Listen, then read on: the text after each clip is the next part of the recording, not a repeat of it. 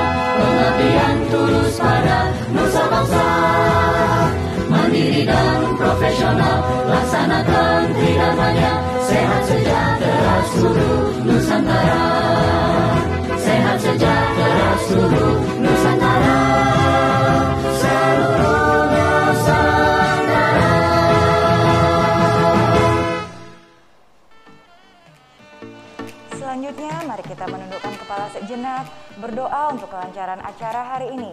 Berdoa dimulai.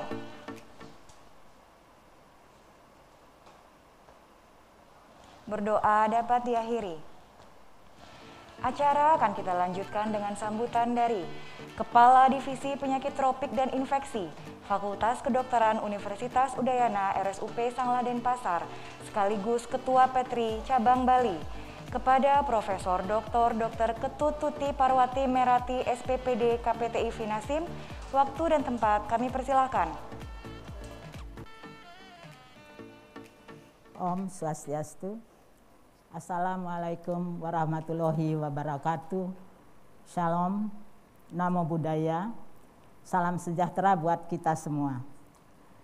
Yang terhormat Ketua Departemen KSM Penyakit Dalam FK UNUD RSUP Sanglah Denpasar, Profesor Dr. Ketut Suege SPPD KHOM Finasim, para staf Divisi Penyakit Tropik dan Infeksi FK UNUD RSUP Sanglah yang sekaligus merupakan narasumber pembicara pagi ini, dan seluruh peserta Bali Infectious Disease Symposium ke-13.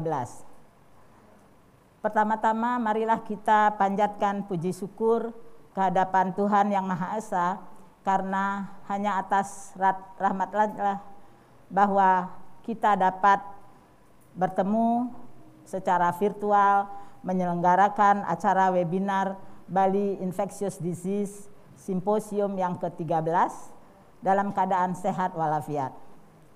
Bali Infectious Disease Symposium kali ini mengambil tema The Marathon Against Pandemic, Focus on Updates in COVID-19. Tidak terasa sudah setahun kita semua berperang melawan musuh yang tidak kasat mata. Sudah setahun pandemi COVID-19 mengubah kehidupan kita dan menghadirkan berbagai tatanan kehidupan baru. Seperti kita ketahui bersama, pada tanggal 2 Maret 2020, Indonesia mengumumkan kasus COVID-19 pertamanya. Dan hingga tanggal 16 Maret 2020 merupakan hari ke-380 ya. Kasus kumulatif di dunia dilaporkan mencapai 120.820.985, sedangkan kasus kumulatif Indonesia adalah sekitar 1,18%-nya atau 1.430.458 kasus. Berdasarkan laporan data dari Satgas COVID-19 per tanggal 16 Maret 2021, jumlah kasus aktif di Indonesia sebanyak 134.042 kasus. Kasus yang sembuh adalah 1.257.663 dan yang meninggal adalah 38.753. Untuk Bali sendiri, kasus terkonfirmasi hingga 16 Maret 2020 adalah sebanyak 36.925 kasus dengan jumlah kasus sembuh 34.422 dan yang meninggal sebanyak 1.092 kasus. Jadi lebih daripada 1.000 kasus. Berdasarkan laporan WHO juga dinyatakan ada 4 skenario transmisi COVID-19 pada pandemi ini, yaitu ada wilayah yang tidak ada kasusnya. Mohon slide. Ya, slide lagi. Ya. Jadi ada wilayah yang tidak ada kasusnya sama sekali. Kemudian ada kasus yang sporadik cases, jadi penularannya di sekitar wilayah itu saja. Kemudian ada wilayah dengan clusters of cases, jadi penularannya dalam satu tempat yang merupakan sumbernya diketahui juga dalam wilayah tersebut. Di samping itu, kebanyakan laporan sekarang sudah menunjukkan adanya community transmission atau penularan terjadi sudah di komunitas. Nah, Indonesia sekarang kita sudah berada di mana? Di manakah kita berada di dalam skenario kasus ini? Dan pertanyaannya, apakah sesuai sudah strategi yang digunakan saat ini? Jadi masih banyak PR yang harus kita ketahui. Saat ini tentu kita semua menaruh harapan besar terhadap keberhasilan vaksinasi COVID-19 yang tengah menjadi pusat perhatian pemerintah Indonesia. Namun tentunya tetap harus menerapkan protokol kesehatan, ya, 5M, memakai masker, mencuci tangan, menjaga jarak, menjauhi kerumunan, serta membatasi mobilisasi dan interaksi antar warga. Mengapa kita harus tetap melakukan ini? Karena capaian vaksin, kalau kita bisa lihat di sini, vaksinasi kita masih rendah. Walaupun dibandingkan negara-negara ASEAN, kita sudah cukup maju, nomor 2 kalau tidak salah ya, tetapi secara proporsi dengan penduduk kita masih rendah capaian vaksin. Hingga saat ini kurva pandemi Indonesia juga masih terus meningkat, dengan case fatality rate di Indonesia masih melebihi case fatality rate di dunia. Ya. Nah, Bali Infectious Disease Symposium kali ini berfokus pada update dalam diagnosis maupun tata laksana COVID-19, dan peserta Bali Infectious Disease kali ini saya apresiasi mencapai 762 peserta yang terdiri atas dokter umum hingga dokter spesialis, dan juga ada mahasiswa dalam tahap internship, ya. Jadi ada 165, ada dokter umum sebagian besar, dan juga termasuk dokter spesialis di sini. Kemudian dengan adanya webinar BIDS kali ini, besar harapan kami agar ilmu-ilmu baru yang diperoleh melalui kegiatan ini, mulai dari diagnosis, tata laksana hingga vaksinasi, dapat bermanfaat bagi para peserta sekalian, sehingga kita terus dapat berkontribusi sebagai garda terdepan dalam pencegahan dan pengendalian pandemi ini. Tentu apresiasi setinggi-tingginya kami sampaikan kepada para narasumber yang sudah turut berkontribusi. Kemudian tidak lupa saya juga mengucapkan terima kasih kepada seluruh panitia yang telah bekerja keras demi kelancaran jalannya webinar ini. Dan kepada seluruh peserta webinar BIDS ke-13, saya mengucapkan selamat mengikuti webinar dan semoga kegiatan ini dapat bermanfaat bagi kita semua. Pada kesempatan ini juga kami mohon Bapak Ketua Departemen Penyakit Dalam untuk membuka acara webinar ini secara resmi. Om Santi, Santi, Santi, Om. Acara selanjutnya adalah sambutan dari Ketua Departemen KSM Ilmu Penyakit Dalam Fakultas Kedokteran Universitas Udayana RSUP Sangla Denpasar, yang sekaligus akan membuka acara secara resmi. Kepada Profesor Dr. Ketut Swega SPPD Kahom Finasim, waktu dan tempat kami persilakan.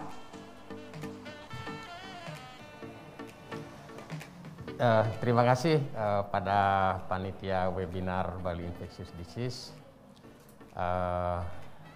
Om Swastiastu. Wassalamualaikum warahmatullahi wabarakatuh. Salam, namo buddhaya, salam sejahtera, dan selamat pagi buat kita semua. Yang terhormat guru saya, senior saya, Prof. Tuti Parwati sebagai Ketua Petri, Ketua Divisi Tropik, dan juga penggagas acara Bali Infectious Disease. Terima kasih atas usahanya, dan saya yakin usaha ini adalah sejalan dengan apa yang sedang kita bersama-sama perjuangkan dengan tema yang sangat aktual, yaitu berlari maraton melawan COVID. seperti tadi disampaikan sekilas mulai awal sekitar Maret sampai sekarang Maret sudah setahun memang kita berjuang melawan COVID. Yang terhormat juga para sponsor, para pihak yang membantu terlaksananya acara ini, dan yang tidak kalah penting yang terhormat para sejawat peserta webinar BID yang ke-13 ini. Pertama-tama tentu kita harus bersyukur bahwa kita diberi kesehatan mengatasi masa pandemi ini, sehingga kita bisa bersama-sama mengikuti acara webinar pagi ini. Sejawat sekalian yang saya hormati, tentu mengangkat topik Marathon Against COVID ini sesuatu yang sangat aktual ya. Kita tahu bahwa semua usaha telah dilakukan, baik kita para pekerja kesehatan maupun pemerintah dan pihak-pihak lainnya, untuk berusaha menangkal, mengurangi, dan kalau perlu menghentikan penularan dan infeksi COVID ini.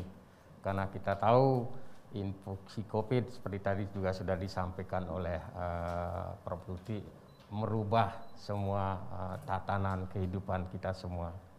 Dan khusus untuk kita di Bali, barangkali kita sekarang sadari semua bahwa penopang utama dari kehidupan kita di Bali adalah pariwisata. Tentu kita tahu adanya infeksi COVID ini, dan yang kita juga tidak tahu sampai kapan akan berlangsung, tentu akan sangat-sangat mempengaruhi tatanan kehidupan kita di Bali khususnya, ya. Oleh karena itu, sekali lagi sejawat sekalian peserta webinar COVID yang saya hormati, panitia COVID sudah berusaha kali ini mengemas semua hal yang patut kita ketahui bersama. Ada, kalau tidak salah, ada sekitar 5 topik yang diangkat, mulai dari gejala klinis yang barangkali selalu akan berubah, kemudian masalah diagnostik approach, masalah terapi, dan yang tidak kalah pentingnya adalah masalah saat ini yang sedang kita jalani bersama, yaitu pelaksanaan vaksinasi. Nah, apa saja yang akan disampaikan tentu sangat layak bersama-sama kita simak apa yang disampaikan oleh para expertnya. Dan tentu harapan goal kita terakhir adalah bersama-sama kita akan mengatasi pandemi COVID ini. Ya, jadi sekali lagi mudah-mudahan apa yang disampaikan oleh para pakarnya, para expertnya yang digawangi oleh senior saya, Profesor Dr. Ketut Tuti Parwati Merati, akan membawa manfaat yang maksimal untuk kita semua. Lebih khusus lagi dalam hal menangani infeksi COVID ini.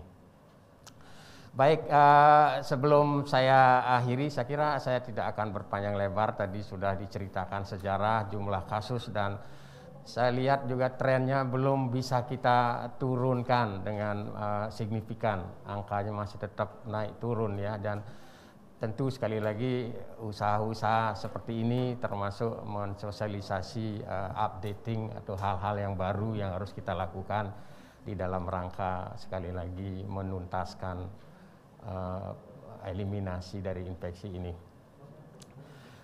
Panitia menitip saya sebelum saya akhiri sambutan saya bahwa saya harus membuka acara webinar COVID ini. Jadi dengan mengucap puji syukur kehadapan Tuhan Yang Maha Esa, Om Awigenam Astu Namo Sidam, saya nyatakan webinar Bali Infectious Disease ke-13 dengan topik Marathon Against COVID-19 saya buka dengan resmi. Baik.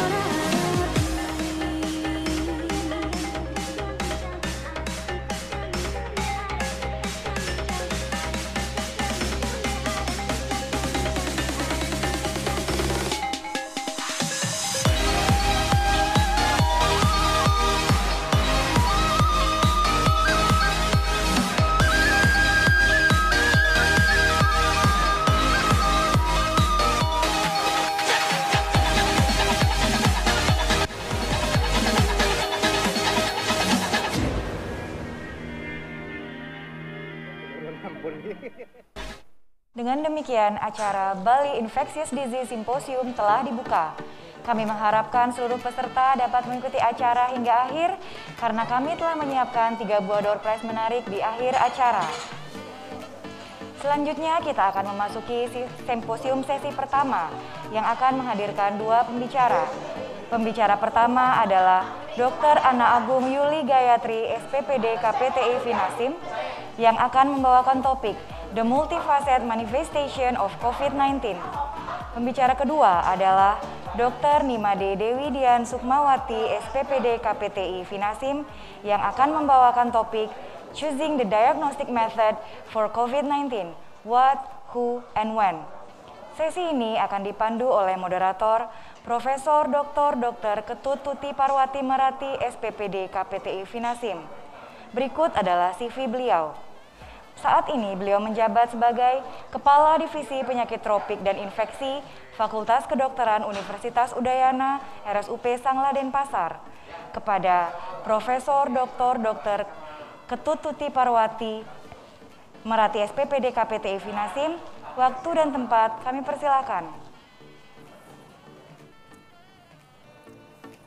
Selamat pagi. Selamat pagi kepada semua partisipan, semua peserta BIDS ke-13 kali ini. Topik kita untuk sesi pertama kali ini adalah dengan 2 pembicara. Yang pertama Dr. Ana Agung Yuli Gayatri, SPPD KPTI. Beliau adalah sebagai staf Divisi Penyakit Tropik dan Infeksi. Kemudian topik yang akan dibicarakan adalah mengenai manifestasi daripada COVID-19 yang bervariasi. Jadi the multifaceted manifestation of COVID-19. Saya persilakan Dr. Yuli Gayatri, waktunya 20 menit.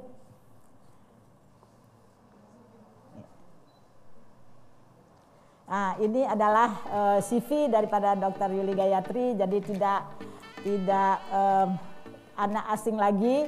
Beliau staf di Divisi Tropik, kemudian sebagai dokter umum FK Udayana, lulus tahun 94, sebagai spesialis penyakit dalam di Universitas Udayana tahun 2006, kemudian mendapat konsultan penyakit tropis dan infeksi tahun 2017. Sekarang sebagai staf Divisi Penyakit Tropik dan Infeksi dan sudah mempunyai banyak publikasi internasional maupun nasional mengenai topik tentu saja penyakit infeksi, HIV, kemudian termasuk nanti ini adalah tentang COVID-19. Saya persilakan Dr. Yuli Gayatri, silakan. Baik, terima kasih Prof. Sebagai moderator. Pertama-tama saya ucapkan selamat pagi kepada seluruh peserta Bali Infectious Disease tahun 2021. Salam sehat, sehat Indonesia. Pada kesempatan ini saya mendapat akan presentasi mengenai multifaceted manifestation of COVID-19. Sebagai pendahuluan, jadi SARS-CoV-2 menimbulkan pandemi dan diumumkan sebagai global pandemik sejak Maret 2020 dan saat ini sudah setahun berjalan ya. Bila berbicara mengenai manifestasi klinis, tentunya kita berawal dari bagaimana mekanisme terjadinya penyakit.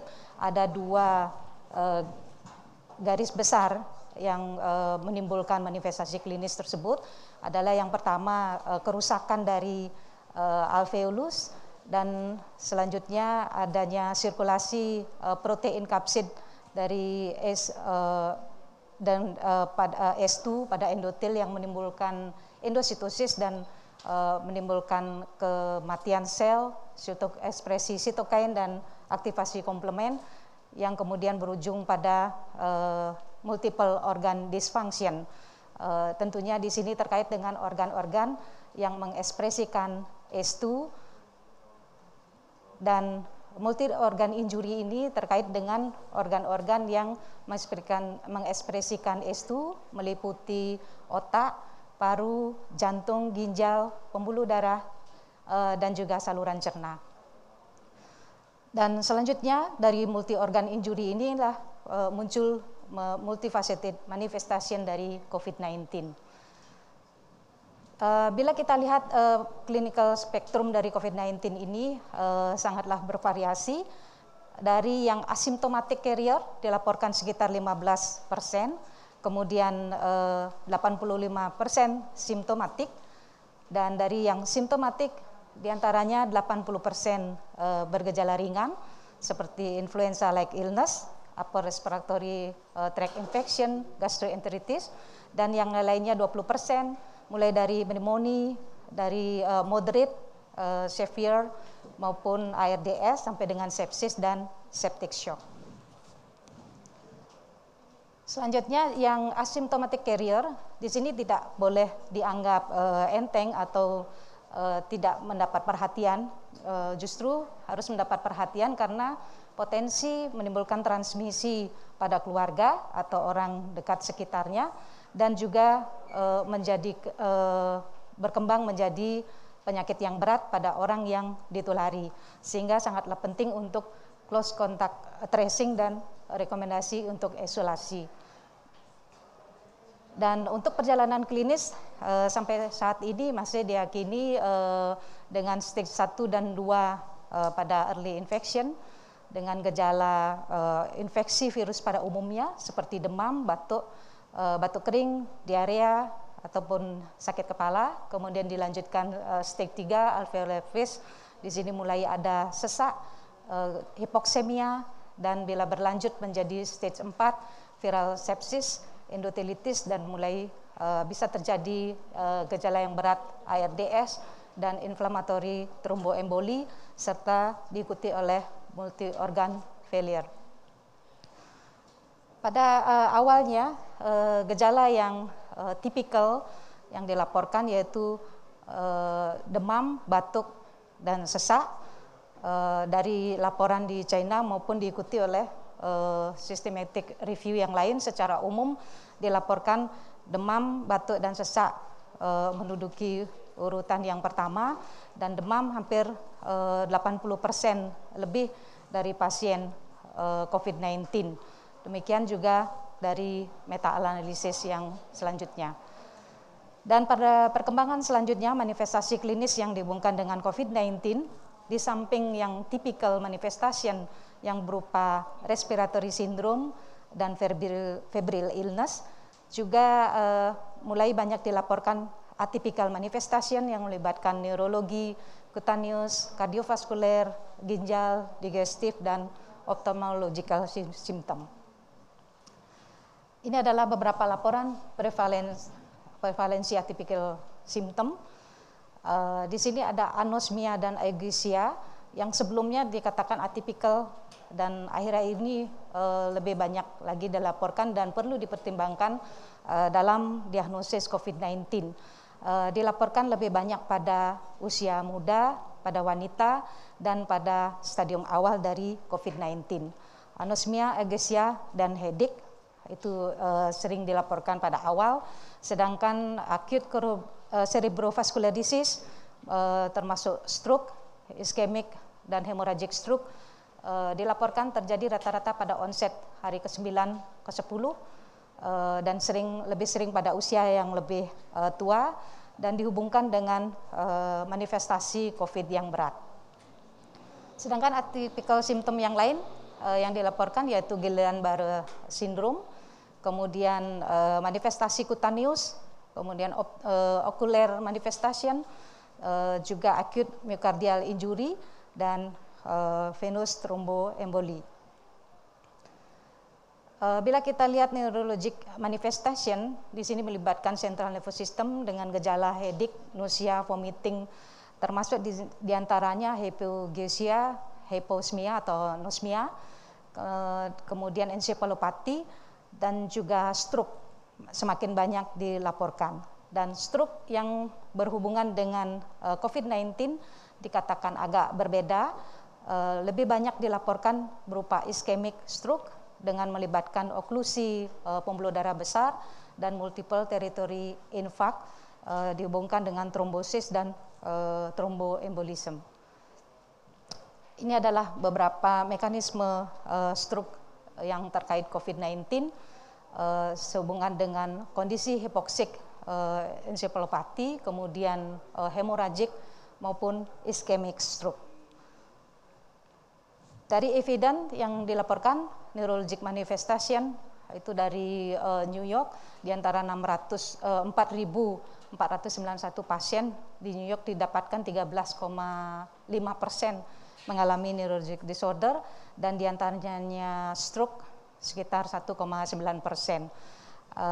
Sedangkan dari laporan lain ada beberapa neurological simptom yang dilaporkan berupa Guillain-Barré, kemudian myasthenia gravis, sampai dengan polyneuritis cranialis. Kita berlanjut ke cutaneous manifestation yang akhir-akhir ini banyak dikenal dengan terminologi COVID-TOS. Ya, ini biasanya umumnya nyeri, tapi ada juga yang gatal atau bahkan asimptomatik, dan dihubungkan dengan kondisi inflamasi dari pembuluh darah atau small microclots dari darah, dan dilaporkan kondisi yang berat itu umumnya pada yang berupa ras, ya. Secara garis besar, cutaneous manifestation ini dikelompokkan menjadi inflammatory atau exanthematous eruption, yaitu terdiri dari urticaria lesion, erythema multiforme like atau makulopapuler, mobiliforme ras, papulovesicular exanthema, dan kemudian yang garis secara umum vasculopatic atau vasculitic lesion itu dapat berupa pseudosilblane, acroischemia, distal necrosis, livido reticularis, purpuric atau petechiae vasculitis ras. Dan cutaneous symptom ini onsetnya pada umumnya kurang dari 30 hari, bisa berupa simptom yang awal ataupun terjadi setelah non-cutaneous COVID symptom. Dan dengan durasi lesi ini rata-rata 9 hari, dan severity dan mortality-nya dihubungkan dengan kondisi manifestasi ras. Ini adalah beberapa gambaran manifestasi cutaneous COVID-19. Ini yang golongan petechiae atau purpura lesion dapat ditemukan pada area dada, perut, ekstremitas atas dan bawah. Ini yang vasculitic lesion pada dada, perut, punggung, ekstremitas, dan ini livedoid eruption lesion. Ini bisa terjadi pada ekstremitas dan juga badan, ya. Selanjutnya adalah ocular manifestation. Ini dilaporkan laporan dari Cina dilaporkan sekitar 30% dari pasien yang severe COVID dengan manifestasi yang khas yaitu konjungtivitis, juga termasuk konjungtival hyperemia, chemosis. Ada juga yang melaporkan keterlibatan retina, kelainan pada retina. Ini salah satu contoh konjungtivitis, acute SARS-CoV-2 konjungtivitis, yang ditegakkan dengan pemeriksaan conjunctival swab specimen dengan terdeteksi SARS-CoV-2 pada gambar AD, itu adalah pada hari sakit ke-13, kemudian B dan E pada hari ke-17, dan C dan F hari ke-19 setelah mendapatkan terapi ribavirin eye drop, dan PCR masih positif pada hari ke-14 dan 17 dan akhirnya negatif pada hari ke-19. Selanjutnya cardiovascular symptom, ini banyak dilaporkan dengan terminologi acute COVID-19 cardiovascular syndrome atau ACOV-CS. Secara umum dilaporkan karena dihubungkan dengan penurunan oksigen supply karena kerusakan paru dan cytokine storm, dengan manifestasi klinis yang sangat bervariasi, mulai dari heart failure, cardiogenic shock, aritmia maupun miokarditis. Keterlibatan kardiovaskuler ini sangat erat kaitannya dengan patogenesis daripada myocardial injury, terdeteksi dengan peningkatan troponin dengan manifestasi yang berbagai manifestasinya. Dan ini beberapa eviden myocardial damage akibat dari COVID-19 dilaporkan sekitar 19,7% dari pasien, dan dari laporan kohort yang lain juga dengan prevalensi sekitar 27,8%, dan dihubungkan dengan kondisi yang berat dan mortalitas yang cukup tinggi, yaitu sampai dengan 64,4%. Selanjutnya trombosis dan emboli. Berbagai studi melaporkan kejadian venous thromboemboli, dan juga dari systematic review dilaporkan sekitar pulmonary emboli sekitar 14,7%, sedangkan trombosis sekitar 23,4%. Demikian juga ada laporan mengenai kejadian DVT 22-7%. Ini adalah dasar dari trombosis tromboemboli yang terkait SARS-CoV-2, dasarnya dengan vaskulopati dan koagulopati. Dan selanjutnya adalah gejala otolaringeal. Di sini semakin banyak dilaporkan ya, termasuk anosmia. Dilaporkan cukup tinggi, sekitar 68%. Sehingga mungkin nantinya perlu dipertimbangkan sebagai salah satu pertimbangan diagnosis bila anosmia terdeteksi pada pasien yang dicurigai COVID-19. Selanjutnya keterlibatan dari ginjal, insiden dari AKI ini cukup tinggi dilaporkan dan dihubungkan dengan kondisi COVID-19 yang berat. Dilaporkan sekitar 43% dari pasien yang dirawat di rumah sakit dengan AKI, sedangkan dari meta analisis yang lain melaporkan sekitar 23%, dan dari laporan di New York lebih tinggi lagi, yaitu sampai 78%. Dan mungkin ini bervariasi. Ini dapat kita lihat beberapa review AKI pada COVID-19 dan renal replacement therapy. Jadi prevalensinya berkisar antara 0,5% sampai dengan 43%. Mungkin variasi ini juga ada kaitan dengan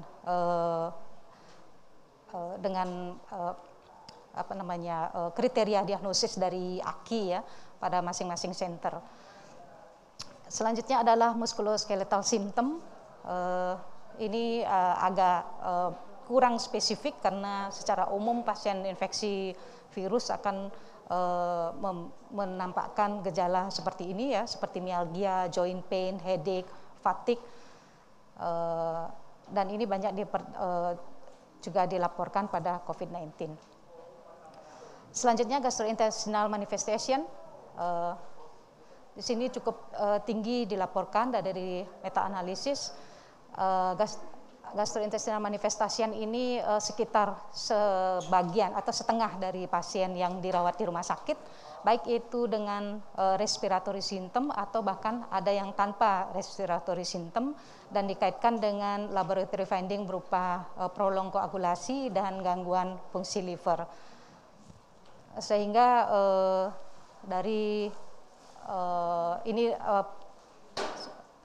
jadi ini frekuensi dari COVID-19 dengan digestive symptom ya, ada 47% dengan digestive dan respiratory symptom, tapi ada 9% yang tanpa respiratory symptom, hanya digestive. Sehingga dipertimbangkan bila ada terutama di stadium awal dengan gejala salah satu gejala gastrointestinal seperti diare perlu dipertimbangkan dalam diagnosis COVID-19. Dan dalam perkembangan selanjutnya COVID-19 juga memberikan kontribusi pada long term heart problem dengan keterlibatan berbagai organ. Dan dapat kami simpulkan COVID-19 didefinisikan sebagai COVID planet dengan multifaceted clinical dan laboratory aspek yang berhubungan dengan keterlibatan berbagai organ dengan manifestasi klinis yang umum yaitu respiratory symptom di samping dengan gastrointestinal symptom, dan akhir-akhir ini banyak dilaporkan variasi extrapulmonary symptom yang melibatkan neurologi, cutaneous, kardiovaskuler, ophthalmological symptom. Dan perlu kami tekankan di sini untuk klinisi agar sebaiknya mengikuti perkembangan dari laporan manifestasi klinis dari COVID-19 karena apabila kurang diperhatikan atypical presentation ini dapat memberi kontribusi pada delay diagnosis atau misdiagnosis dan akhirnya akan menimbulkan keterlambatan pengobatan dan juga memperburuk outcome dari pasien COVID-19. Demikian kami sampaikan. Terima kasih. Terima kasih kepada Dr. Ana Agung Yuli Gayatri, SPPD KPDI. Jadi tadi sudah disinggung dengan baik sekali dan kita bisa mengetahui dengan lebih detail bahwa ternyata COVID-19 yang target utama tadinya hanya diketahui sebagai menyerang respiratory organ, ternyata kemudian bisa mengenai berbagai macam organ dengan komplikasinya, sehingga tadi ada istilah disebutkan sebagai COVID planet seperti itu. Nanti kita bicarakan lagi dalam diskusi. Pembicara kedua sekarang, ya, setelah kita mengetahui manifestasi secara multifacet, kemudian Dr. Nibade Dewi Dian Sukmawati, SPPD KPTE Finasim. Dr. Dewi Dian akan memberikan topik tentang diagnostik, ya, choosing the diagnostic method for COVID-19, what, who, and when. Jadi bagaimana kita membuat diagnosenya. Jadi setelah tahu clinical presentationnya, kemudian bagaimana kita membuat diagnose. Dr. Dewi Dian adalah staf divisi penyakit tropik dan infeksi sekarang di FK UNUD RSUP Sangla Denpasar. Dr. Dewi Dian tamat sebagai dokter umum dari Universitas Udayana tahun 2000, kemudian mendapatkan spesialis penyakit dalam di Universitas Brawijaya Malang tahun 2005. Dan kemudian mendapatkan konsultan penyakit tropis tahun kemarin, ya, tahun 2000 kalau tidak salah. Publikasi tentang dengue, tentang HIV, dan tentang infeksi lain, ya, seperti prolonged fever, itu sudah merupakan publikasi karya dari Dr. Dewi Dian. Silakan Dr. Dewi Dian, dan mudah-mudahan kita bisa nanti tepat waktu juga. Terima kasih. Terima kasih Prof. Kepada semua rekan-rekan, termasuk juga para senior saya yang dari Petri yang semoga saja ikut menyimak. Saya ucapkan terima kasih kepada Prof, terima kasih pada senior guru besar yang ikut menyimak. Saya ucapkan terima kasih. Kita hari ini akan sharing mungkin, ya, banyak mungkin yang sudah tahu. Kita akan sharing tentang memilih metode diagnostik untuk COVID-19, kapan, bagaimana, dan pada siapa, pada populasi apa. Ini mungkin akan menyarikan apa yang selama ini kita tahu. Saya akan sampaikan sedikit kalaupun ada perkembangan baru, karena sepertinya untuk diagnostik sebenarnya dibandingkan dengan penyakit lain, semenjak COVID-19 ini adalah penyakit infeksi yang perkembangan diagnostiknya paling cepat dibandingkan dengan infeksi-infeksi lain yang pernah ada, ya. Mungkin karena terjadinya pandeminya. Kalau dilihat secara global, kemampuan bukan kemampuan sebenarnya, yang sudah dilakukan negara Indonesia dalam hal diagnostik sebenarnya masih di bawah standar yang ditetapkan WHO. Kita masih berkisar antara 10 sampai 20%. Padahal syarat dari WHO mengatakan untuk melakukan testing yang adekuat paling tidak 10%. 10% positif rate yang didapatkan. Kita masih tinggi 10 sampai 20%. Kenapa? Karena ternyata negara yang dia mendapatkan case positive rate-nya itu rendah, dia melakukan tes lebih banyak. Sedangkan kita per 15 Maret 2021 kita hanya per 1 juta orang tuh hanya sekitar 164 tes. Memang biayanya sangat high cost ya, jadi ada banyak pertimbangan, plus kita untuk saat ini untuk yang bergejala memang dikerjakan PCR untuk konfirmasi, untuk yang asimptomatik kita langsung melakukan isolasi mandiri. Jadi kasus-kasus yang kita temukan biasanya memang berkisar antara yang berat dan critical moderate sampai critically ill akhirnya ya. Sebenarnya kalau dilihat dari perjalanan di awal infeksi ini di masa pandemi, kita sebenarnya sudah jauh tinggi ya dibandingkan pertama ya. Yang mana dia stagnan dari bulan November ke atas itu sebenarnya sudah lumayan bagus cakupan testing kita, walaupun tidak sebagus memang yang diharapkan oleh WHO.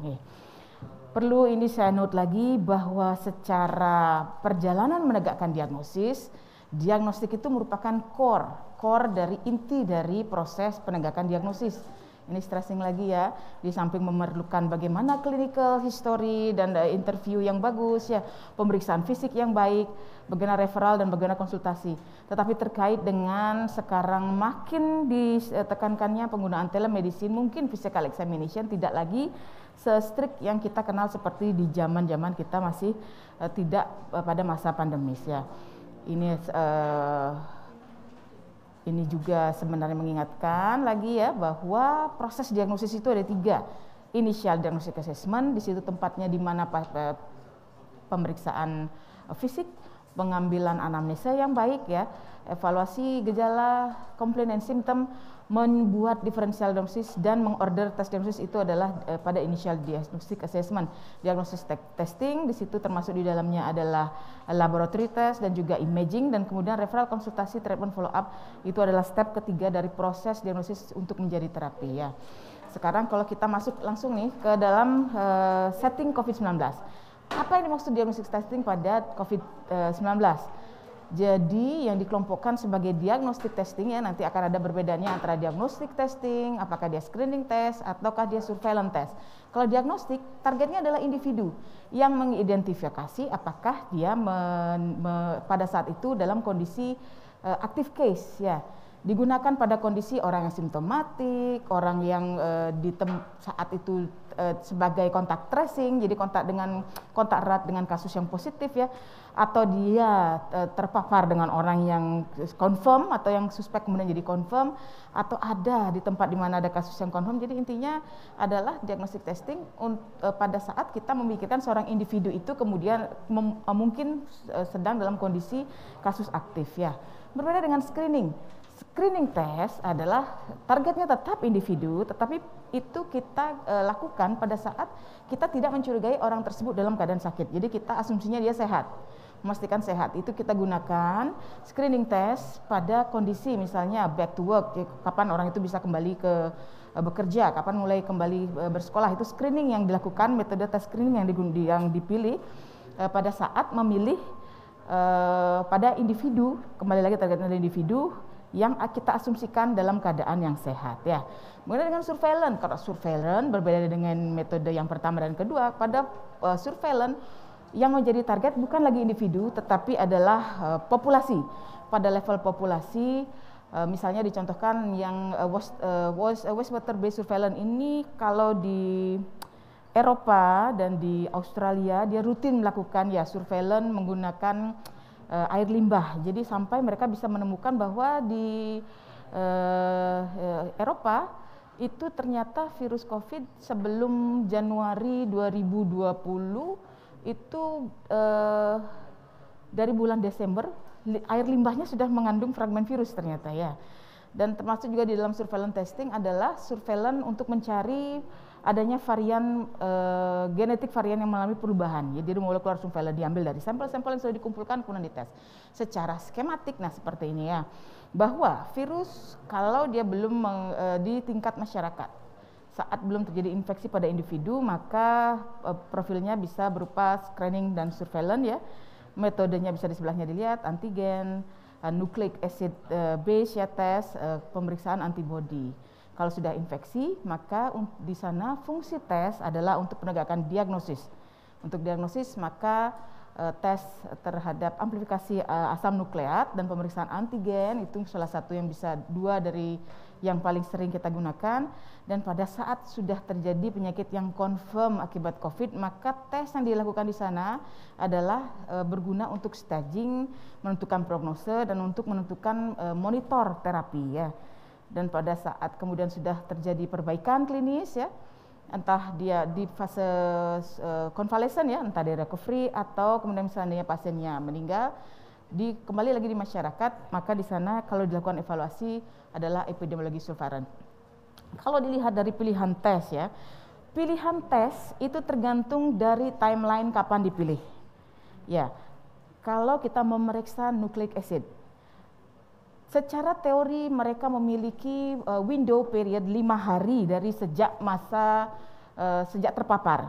Jadi kalau masa inkubasinya 2 minggu, maka 1 minggu pertama dari paparan itu kemungkinan besar hasilnya akan negatif ya. Jadi 1 minggu kedua dari paparan atau minus 1 minggu dari gejala onset, mungkin hasilnya akan menjadi positif. Kedua-duanya, baik itu antigen ataupun pemeriksaan RNA ya. Dimana kalau seandainya orang itu dalam keadaan simptomatik ya, bergejala, maka kedua pemeriksaan tersebut mungkin akan memiliki nilai hasil predictive value yang positif yang lebih tinggi ya. Berbeda dengan antibodi, antibodi dia baru akan timbul setelah minggu kedua sampai minggu ketiga. Jadi kalau digunakan untuk menentukan diagnosa penyakit akut itu tidak ada tempatnya. Ya, tapi kalau seandainya untuk merehat respon imunitas bisa dikerjakan setelah minggu kedua dan ketiga. Jadi kalau seandainya diperlukan, memang kadang-kadang ini kita pakai terutama pada misalnya kalau seandainya kita akan membutuhkan plasma konvalesen yang kita memerlukan berapa kadar titer antibodinya ya. Kemudian itu cabang terakhir, kenapa sih saya isikan panah 2 setelah minggu ketiga dari evaluasi RNA? Karena pada beberapa kondisi RNA tetap terdeteksi walaupun sudah lewat 1 bulan, beberapa kasus sampai di atas 3 bulan. Tetapi pada kondisi yang jumlah terdeteksinya tidak cukup untuk melakukan replikasi, jadi tidak pada jumlah yang infectious lagi ya. Jadi tetap itu dipanah di sana ya. Yang second infection saya pasang di situ juga tanda panah. Itu masih asumsi ya, karena belum ada yang mengeluarkan secara resmi seperti bagaimana nanti seandainya timeline jika itu terjadi ya. Bahwa mungkin kalau kita belajar dari pengalaman infeksi yang lain bahwa respon imunoglobulin G yang akan terjadi duluan apabila terjadi infeksi yang kedua kali oleh SARS-CoV ya. Jadi di antara, sayangnya saya nggak bisa mempointer ya, di antara waktu terbentuknya IgM dan IgG saat itulah sel memori mulai mengingat ya, sehingga nanti jika terjadi secondary infeksi maka IgM akan lebih berperan. Kembali lagi yang ini sebenarnya men-stressing yang seperti tadi, di samping timing kapan yang paling tepat untuk memilih pemeriksaan, lokasi pengambilannya juga mempengaruhi. Bahkan untuk PCR yang dia punya spesifisitas sangat bagus ya. Sekarang tergantung, yang terbaik sebenarnya adalah pengambilan dari lower respiratory tract sampel, terutama pada setelah minggu kedua dan seterusnya dari onset. Kalau di awal onset mungkin naso dan oropharyngeal sampel masih lebih bagus, dan perlu diingat bahwa dibandingkan orofaring, nasofaring masih lebih bagus dalam hal sensitivitasnya dibandingkan antara naso dan oro ya, lebih baik yang naso ya. Tapi overall secara keseluruhan maka yang lower respiratory tract lebih bagus terutama di minggu-minggu setelah minggu kedua. Ya. Nah, ini mungkin kita bahas satu persatu bahwa RT-PCR untuk mendeteksi untuk tes nucleic acid amplification test NAAT ya, mendeteksi asam nukleat masih sebagai golden standard, dan sekarang dikembangkan juga ya. Yang real time loop mediated isothermal amplification kita belum punya, tapi di Amerika mereka mulai ini ya. Seperti yang saya sudah sebut tadi, ada window period 5 hari sejak paparan, sehingga performanya mungkin tidak begitu bagus, minus 2 minggu dari onset ya, atau 1 minggu dari sejak terpapar. Oke. Dan dari penelitian dikatakan bahwa 95% individu Kalau dia dengan infeksi ringan, maka dalam 10 hari viral shedding-nya tidak lagi infeksius. Dan pada infeksi berat, to critically ill, di atas 20 hari, walaupun masih seandainya ada viral shedding, maka tidak sampai tidak infeksius, maksudnya tidak viable, tidak mampu melakukan replikasi lagi viral shedding-nya. Jadi untuk monitoring apakah seseorang itu infeksius lagi setelah hari ke-10, setelah hari ke-20 pada kondisi pasien dengan sakit dengan infeksi SARS-CoV, sebenarnya pemeriksaan NAT itu tidak begitu disarankan ya. Kalau menggunakan antigen tes bagaimana? Kan tadi katanya sama baiknya ya untuk kasus-kasus yang bergejala. Memang positif predictive value-nya bagus untuk yang bergejala. Dia dengan antigen yang positif dan bergejala tidak perlu dikonfirmasi. Ini saya memakai yang di luar ya. Kalau di Indonesia kita masih perlu konfirmasi ya. Tetapi positif predictive value-nya itu berkurang apabila dia seandainya asimptomatik walaupun kontaknya jelas ya, sehingga perlu konfirmasi lagi. Dan lebih buruk lagi pada kondisi yang asimptomatik dengan paparan yang tidak jelas, itu memang masih perlu konfirmasi lagi. Sebenarnya antigen tes ini cukup bagus karena dibandingkan dengan nucleic acid pemeriksaan RT-PCR, dia lebih menguntungkan dalam hal tujuannya sama ya, analit yang dideteksi antigen satu adalah asam nukleatnya, spesimennya dia lebih gampang. Yang lebih penting adalah dia lebih gampang dipakai dan cost-nya lebih murah. Dan dia bisa untuk near patient ya, di dekat pasien, tidak perlu menggunakan sarana laboratorium. Jadi sebenarnya lebih applicable untuk digunakan di masyarakat ya. Sekarang sedang diteliti kalau di Amerika apakah pemeriksaan molekular yang NLAT itu dibandingkan dengan repeated antigen testing ya untuk populasi yang akan kembali bekerja. Jadi sudah mulai di sekolah, mencari kantor-kantor, dia akan melakukan seperti itu untuk mendeteksi yang mana sih lebih bagus, apakah tetap dengan yang high cost ataukah yang lebih low cost tapi digunakan lebih berulang ya. Sekarang serologi kembali lagi bahwa tidak ada gunanya, tidak bisa dia untuk mendeteksi infeksi akut ya. Ada dua tipe sebenarnya pemeriksaan antibody, bisa binding antibody deteksi atau neutralizing antibody deteksi. Yang kita biasanya gunakan adalah yang binding antibody deteksi ya. Metode tergantung, kalau di laboratori, di lab base, kalau kita pergi ke laboratorium itu biasanya ELISA atau CIA, tapi kalau point of care maksudnya yang bisa dikerjakan langsung di masyarakat ya, datang terus diambil pinprick ya, itu biasanya lateral flow yang dia tetesnya yang keluar strip-strip 2 itu ya. Kalau neutralizing antibody kita sepertinya barangnya belum sampai di kita ya. Ini tadi adalah resume sebenarnya seperti yang seperti tadi ya, bahwa ada yang direct dia pemeriksaan virusnya sendiri entah antigen atau di asam nukleatnya, indirect dengan penggunaan serologi, dan biochemical monitoring saya tidak sampaikan di sini karena itu tergantung dengan terapi ya. Sekarang bagaimana dengan orang pasca vaksinasi? Menegakkan dia COVID sebenarnya sama ya. Pasca vaksinasi karena yang kita deteksi untuk menegakkan diagnosis adalah antigen atau asam nukleat, maka vaksinasi tidak mempengaruhi, tetap ya flow-nya adalah sama ya. Bagaimana dengan return to work ini? Sebenarnya subjek yang masih kontroversi. Kalau kita melihat yang CDC, saya memakai CDC karena dia paling sering mengupdate. Dia memakai dua strategi, berdasarkan gejala atau berdasarkan tes. Yang mana CDC sepertinya dia lebih cenderung berdasarkan gejala. Dia memakai 10 hari dari gejala pertama atau 10 hari dari tes, 24 jam dari gejala terakhir tanpa obat ya. Tetapi berbeda kalau dia dengan yang bergejala, dia memakai 20 hari. Kalau dia memilih tes base berdasarkan CDC, dia memilih tes base hanya bila kalau menggunakan tes waktu pasien untuk isolasi menjadi lebih pendek.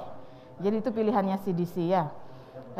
Bagaimana dengan kita? Nah ini kalau Indonesia, kita kebetulan sampai terakhir belum ada sampai kapankah return to work kriteria yang pasti belum ada. Tapi kita memiliki protokol ya. Yang terakhir edisi 2 Januari 2021 seperti ini, bahwa kriteria isolasi tergantung kontaknya, apakah dia dilakukan tes apa tidak ya. Kontak erat kalau tak bergejala 14 hari isolasi, berarti tanpa tes ya. Konfirmasi dengan PCR misalnya positif tapi dia asimptomatik 10 hari sejak tanggal konfirmasi. Dengan gejala ringan 10 hari plus minus 3 hari. Jadi kita memakai 10 hari dengan 3 hari sebagai acuan kapan menghentikan. Yang mana yang lebih lama itu yang dipilih ya. Kalau dia gejala berat dan perlu masuk rumah sakit, nah itu kriteria discharge atau pemulangannya berdasarkan isolasi dan kriteria klinis. Di mana untuk critically ill, hanya critically ill yang berat dan critically ill yang dinotit ya, bahwa setelah dipulangkan ada 7 hari waktu jeda untuk pemulihan di rumah. Nah ini tidak ada menyebutkan kapan boleh bekerja lagi untuk orang-orang yang seperti ini. Kita belum ya, mungkin kelak akan keluar ya. Jadi sebagai intinya bahwa menggunakan tes dan menginterpretasikan hasil, seorang klinisi harus melihat secara bijaksana kapan sih diambil sampelnya, kapan diambil ya, tipe spesimennya apa, dan assay apa yang dipilih dan bagaimana karakteristik performanya. Jadi the right method for the right time for the right people ya. Saya rasa demikian. Tetap sehat. Semoga COVID bisa segera berakhir. Terima kasih. Saya kembalikan kepada Prof.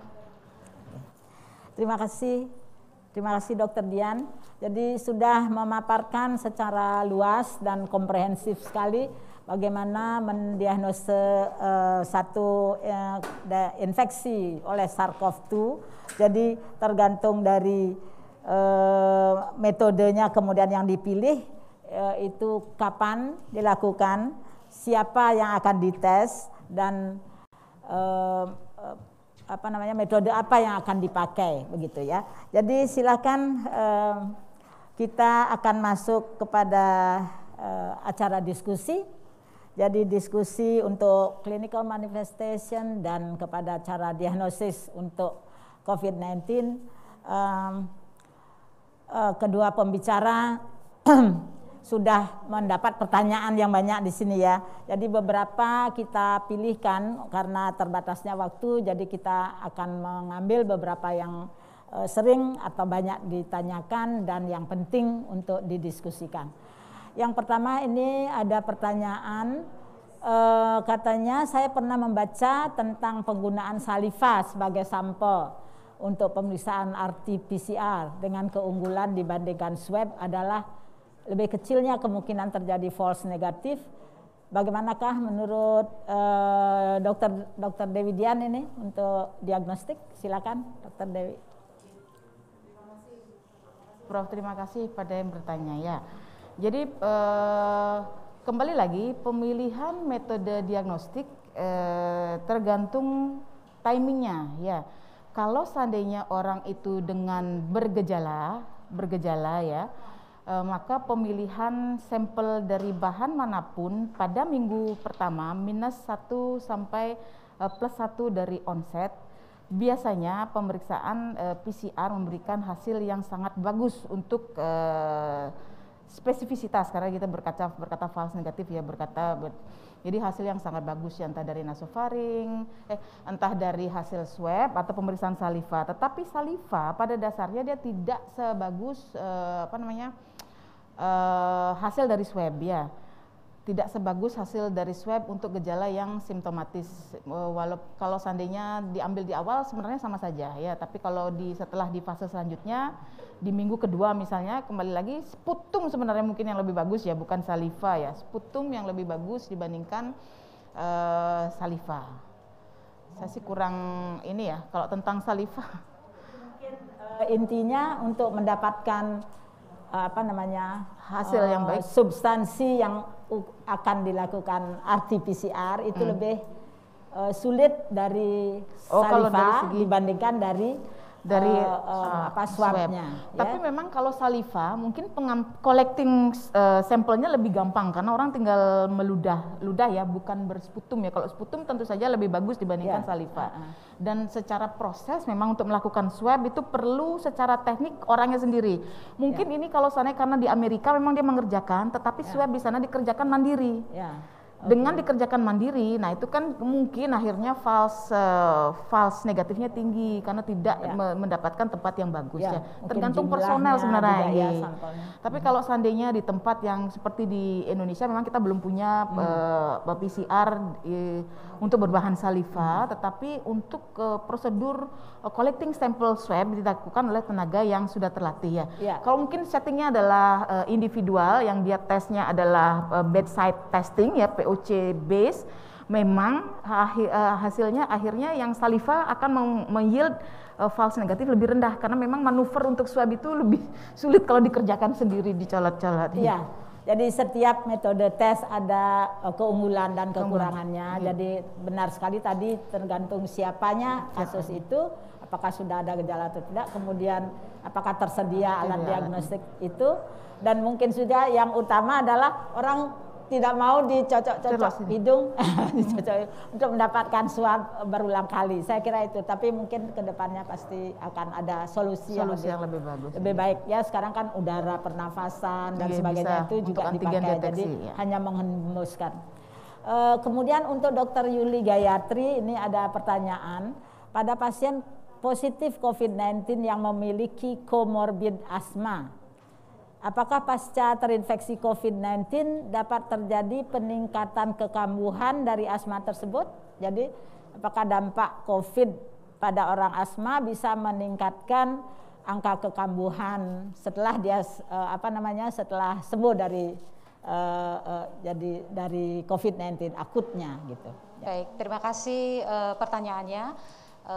Jadi pada pasien yang sudah memiliki penyakit dasar asma kemudian mendapatkan infeksi COVID-19, memang dari laporan dari studi selama ini belum ada yang melaporkan secara pasti kejadian dari kekambuhan asma ini. Tapi kalau berdasarkan logika, pada pasien-pasien yang memiliki penyakit dasar kelainan paru kemudian mengalami COVID-19 tentunya berisiko akan mengalami kondisi manifestasi yang lebih berat dibanding dengan pasien yang tanpa riwayat asma sebelumnya.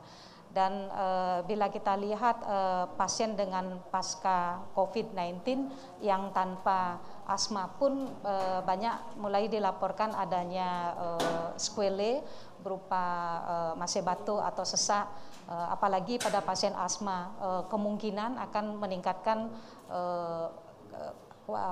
prevalensi untuk terjadinya kekambuhan pada pasien asma tersebut. Mungkin karena ini infeksi yang baru, masih memerlukan penelitian atau menunggu laporan dari kondisi infeksi COVID-19 pada pasien asma di masyarakat, Prof. Ya, terima kasih Dr. Yuli Gayatri. Jadi memang pada yang yang ada komorbid itu tentu saja bisa berkelanjutan, dan kita belum sempat menilainya, baru setahun ya pandemi ya. Nanti mungkin kita akan mempunyai data yang lebih banyak setelah ini, setelah kita menjalani tahun kedua di sini ya. Kemudian pertanyaan selanjutnya untuk Dr. Dewi Dian.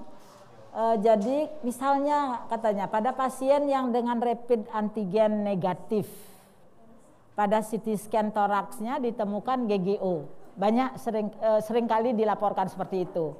Rapid antigen negatif tapi pada foto imaging CT scan toraks ada GGO. Karena tidak mempunyai fasilitas PCR untuk konfirmasi, apakah pada pasien ini kita bisa anggap sebagai positif COVID? Oke. Ya, makasih Prof. Silakan. Okay.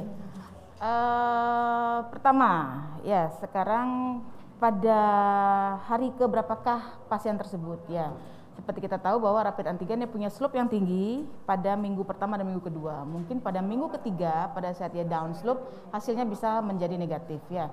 Secara teori pasien simptomatik dia prediktif positif value-nya tinggi. Jadi harusnya dia positif, kecuali mungkin pengambilannya tidak bagus karena antigen itu kan tetap swab ya. Jadi operator yang tidak mungkin ya, operatornya atau bagaimana harusnya memang konfirmasinya adalah menggunakan PCR. Yang kedua, ground glass opacity itu sebenarnya bukan begitu GGO pasti COVID. No, dia menunjukkan terjadinya interstitial pneumonia. Jadi semua penyakit infeksi pada paru dengan interstitial pneumonia kalau di CT scan torak ketemunya GGO, termasuk di dalamnya juga misalnya PCP pada kasus dengan HIV itu GGO. Jadi pertama harus konfirmasi dengan PCR. Yang kedua, pikirkanlah diferensial diagnosis yang lain pada kasus ini ya, GGO apa tidak PCPK atau interstitial pneumonia karena kausa yang lain ya.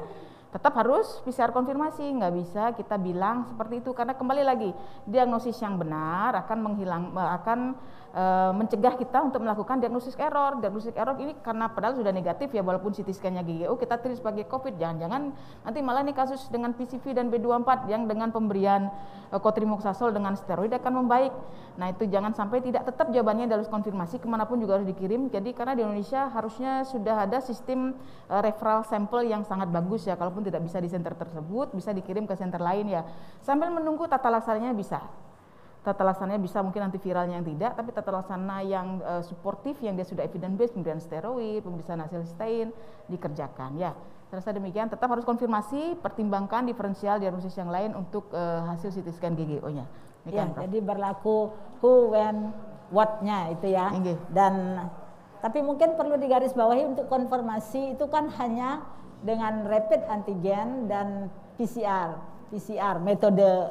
Jadi harus menemukan virus atau bagian daripada virus itu, dan seperti CT scan, foto toraks dan sebagainya adalah bukan sebagai pendukung ya. Betul, untuk menduga, mensuspek, mungkin mengklasifikasikannya kepada klinisnya, probable dan sebagainya. Ini Dokter Dewi Dian, karena diagnostik memang sulit ya. Dokter Dian mendapat lagi pertanyaan. Apakah pemeriksaan lab serologi anti SARS-CoV-2 kuantitatif dapat dijadikan rujukan untuk donor plasma konvalesen? Terima kasih. Ada yang bertanya begitu. Jadi ini kaitannya ke plasma konvalesen. Ya. Memang salah satu saya juga melihat tren ya, belakang ini kasus yang kita hadapi cenderung lebih cepat memburuk. Jadi pemakaian plasma konvalesen di bulan-bulan belakangan ini ya, per 2021 ini sepertinya memang agak meningkat ya. Di samping sekarang saya sekalian mengencourage bagi penyintas, kalau bukan wanita dan wanita yang tidak pernah hamil dan sesuai syarat lah ya, kalau memang penyintas mohon menyumbang. Apakah serologi bermanfaat? Jawabannya adalah iya, karena lebih tinggi kadar antibodi lebih bagus. Kalau bisa di atas 640, tapi itu biasanya sulit ya. Kadang-kadang kita 160 pun yalah gangguan, karena kalau kondisi yang syarat untuk pemberian seorang menjadi donor paling tidak 2 minggu dari gejalanya sudah tidak ada, dari fase konvalesen, dari kondisi membaik 2 minggu sesudahnya. Pada orang-orang yang sebelumnya gejalanya ringan dan asimptomatik, seringkali jumlah antigen yang terbentuk tidak cukup tinggi sehingga untuk bisa menyumbang. Jadi memang ya jawabannya serologi yang dia menunjukkan hasil titernya bukan hanya plus dan min ya, yaitu itu adalah kuantitatif ya, ada kuantitasnya, itu sangat bermanfaat apabila seorang penyintas itu dia bersedia menjadi pendonor plasma konvalesen. Sekaligus saya ingin men-encourage bagi para penyintas untuk mendonorkan plasmanya. Terima kasih. Oke, mungkin menyambung.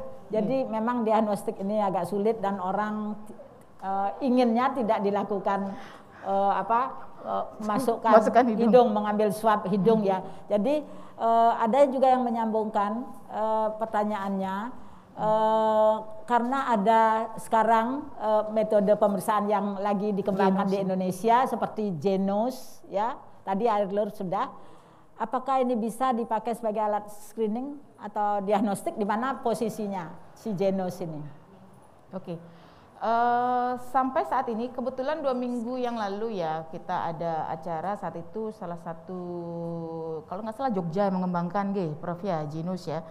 Itu masih under study ya, sampai di mana dia akan keinginannya sih Genos itu dipakai untuk diagnostik. Tapi kalau dilihat dari tingkat kecepatannya dan dia bisa on the spot, barang yang bisa cepat dan bisa on the spot dia cenderung berfungsi menjadi screening. menjadi screening. Kemudian yang konfirmasi akhirnya dia akan yang laboratory base, tetap dia PCR ya. Jadi pemeriksaan pakemnya untuk diagnostik yang bisa di dekat pasien cenderung dia screening. Oke. Ya, jadi untuk screening kemudian kalau positif konfirmasi ke PCR, atau ke antigen. Ya. Nah, Dokter Yuli barangkali ya tadi kan multifaset klinisnya, juga ada yang asimptomatik. Jadi ada nggak trik yang bisa dipakai ya, karena ini kalau dilihat dari beberapa pertanyaan yang masuk, kalau dirangkumkan bagaimana kita menuju ke mencurigai bahwa klinis itu related to COVID-19 kan, karena luas seperti tadi misalnya seperti anosmia, agesia, itu di mana posisinya, apakah dia bisa dipakai sebagai indikator klinis untuk mencurigai, dan kalau kita ingin mencurigai yang mana yang, karena ada juga yang atipikal, kapan kita memikirkan atipikal itu sebagai ini kemungkinan COVID-19. Ya, silakan Dr. Yuli. Terkait dengan atypical manifestation, pada beberapa laporan masih tetap yang tipikal itu yang mayoritas. Jadi yang dengan gejala demam atau febrile illness dan respiratory symptom itu yang mayoritas, sedangkan yang atipikal itu mungkin sekitar 20%-nya, 15-20%-nya. Namun tetap harus dipertimbangkan dan perlu juga mempertimbangkan riwayat kontak pasien dengan pasien COVID yang confirm di sekitarnya, juga aktivitas pasien mungkin yang sering kontak dengan orang lain, ataukah lebih banyak di rumah, terisolasi di rumah, dan juga kondisi gejala klinis yang lainnya yang mungkin perlu dipertimbangkan. Jadi bila kita menemukan pasien yang dengan demam walaupun tidak ada respiratory symptom, kemudian dengan diare saja, tapi dengan riwayat kontak dengan pasien confirm di sekitarnya, tetap perlu kita pikirkan apakah itu COVID-19, mengingat prevalensi yang sedang tinggi di masyarakat di mana pasien tersebut tinggal. Demikian, Prof. Oke. Nah, ini ada pertanyaan yang terakhir ya, sebenarnya masih ada banyak pertanyaan tetapi karena waktu kita harus membatasi diri. Ada yang bertanya tentang syarat donor plasma. Nanti mungkin itu ke topik belakang ya, Dr. Cok Wahyu nanti akan membicarakannya. Kemudian yang perlu kita jawab sekarang sebagai pertanyaan terakhir adalah kepada Dr. Dewi Dian, pasien post COVID kalau ingin vaksin perlu pemeriksaan anti SARS-CoV-2 kuantitatif nggak ya? Ini sudah pernah kena, ada vaksin sekarang, jadi bagaimana? Oleh negara untuk penyintas 3 bulan semenjak dirawat ya, di 3 bulan setelahnya itu tidak perlu pemeriksaan antibody, bisa menerima vaksin. Tidak perlu, Prof. Tidak perlu dan boleh melakukan vaksin? Iya, 3 bulan setelah terinfeksi, post-infeksi. Ya. Tidak perlu. Tidak perlu.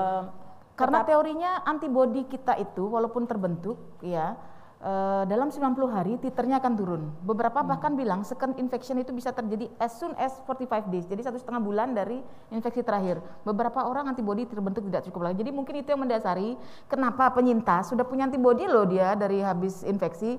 Kenapa kok boleh? Kenapa 3 bulan? Karena terbentuk antibodi tapi sejalan dengan waktu dia akan menurun. Secara teori 90 hari titernya menurun. Sehingga itu mungkin yang menjadi panduan ya, 3 bulan setelah ini para penyintas bisa divaksin. Ya, itu untuk 3 bulannya. Inggit. Tapi kalau misalnya ini kita kan ada pasien yang berat, kita kembangkan dari itu yang sudah pernah pakai ventilator dan sebagainya. Tentu saja trauma dia ya. Jadi dia ingin vaksin tapi juga takut gitu. Kalau dia jadi sakit lagi karena kok vaksin kan katanya virus yang dilemahkan. Bisa menjawab pendek? Kalau seni rasa takut, nah pada kondisi itu silakan periksa antibodi.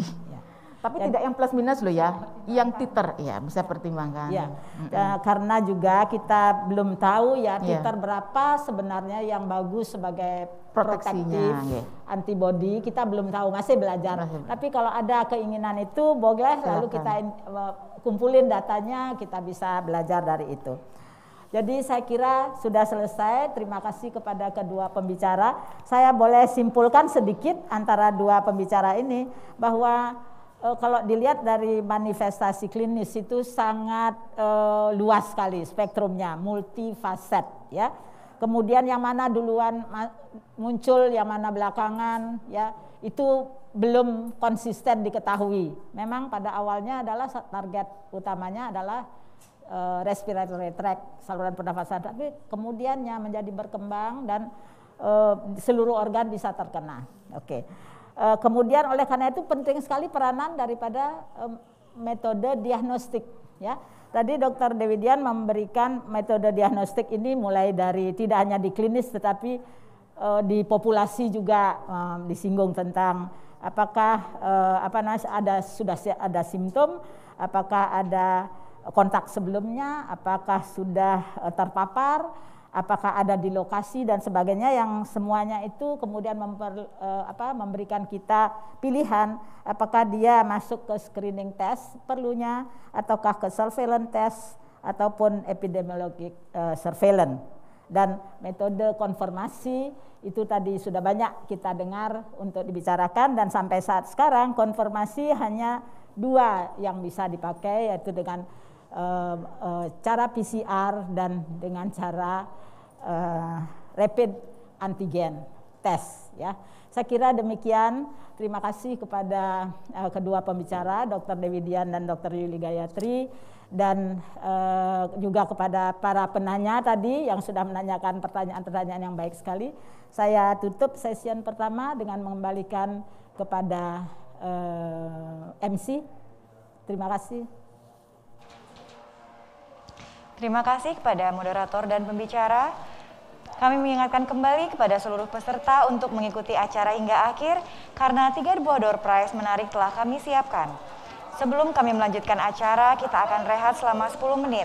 Sampai jumpa dalam 10 menit ke depan.